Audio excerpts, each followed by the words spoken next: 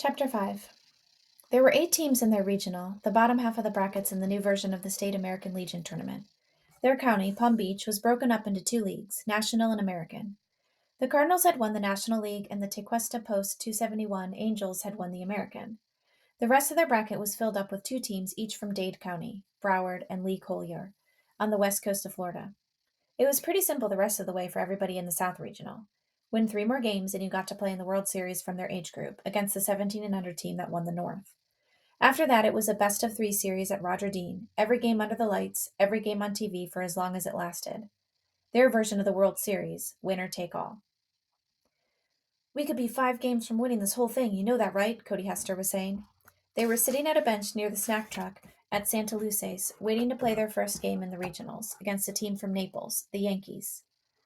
Or, Hutch said, ripping open a pack of gum, we could be 1 loss away from our only exercise being mowing lawns the rest of the summer. And you're telling me this because I don't want you to think about the whole rest of the tournament, Hutch said. I'd sort of just like you to play these suckers one at a time.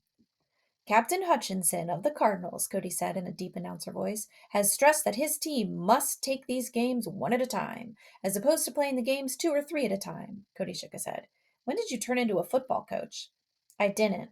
What, you just play one on TV? You know the only game I've ever cared about is the one we're getting ready to play, Hutch said. I know, Cody said. I just want to get to that big field at Roger Dean so bad. Where's that? Hutch said. The only field I can see is the one right in front of us. It had turned out to be a home game for the Cardinals because of a flip of the coin. After this, the regionals would play themselves out down in Fort Lauderdale. Hutch's parents and Cody's parents were all coming to the game. Hutch's dad had caddied earlier in the day and had the night off from the car service, where he had been mostly working nights since he started with them. So this would be the first game he'd seen since the Cardinals had started the county tournament. Before Hutch's mom had driven him and Cody to Santa Luce's, Hutch had gone into the living room and grinned as he asked his dad, "Any last-minute advice?"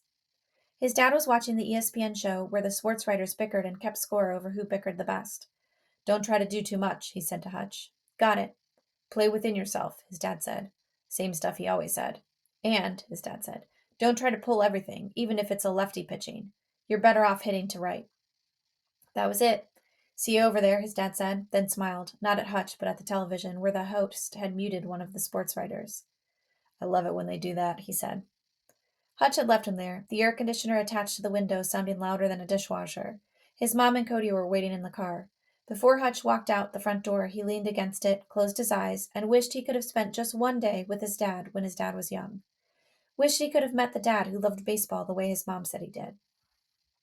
Now he and Cody walked all the way to where their bench was on the field closest to the small lake at Santa Luce's. Field number 2. Their bench was over on the first base side, the home side of Santa Luce's. Behind the batting screen, the neighborhood people were already setting up their lawn chairs like the area was their own personal luxury suite. "Hello," Cody said now. Sometimes Cody was like background noise to Hutch, like keeping a ball game on the radio when you were reading. "What?" Hutch said. "You zoned out on me there for a second. I was just thinking about some stuff my dad told me before we left the house." "Such as?" Hutch smiled, then gave his head a good hard shake, as if trying to clear away any bad thoughts. Because the prospect of getting to play a game like this, maybe keep playing games like this, was too much of a happy-making thing to let any bad thoughts get in the way.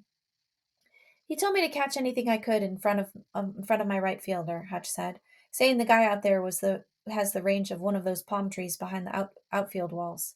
Cody just looked at him, his face like a blank wall. "Do me a favor, whatever you need. Don't try to be funny," Cody said. "I'm the funny one."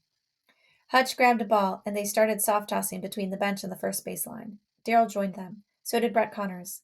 The pre-game chatter all around them began to get louder, before they were even on the field for infield or batting practice. The guys on the Cardinals kept stealing looks across the diamond, checking out the Naples players, listening to the chatter from over there. Hutch thought to himself, the only time in baseball that's better than the game is this. It didn't matter what field they were using, whether it was here or at Calusa or any of the other ballparks in Palm Beach County, or Roger Dean if they made it that far.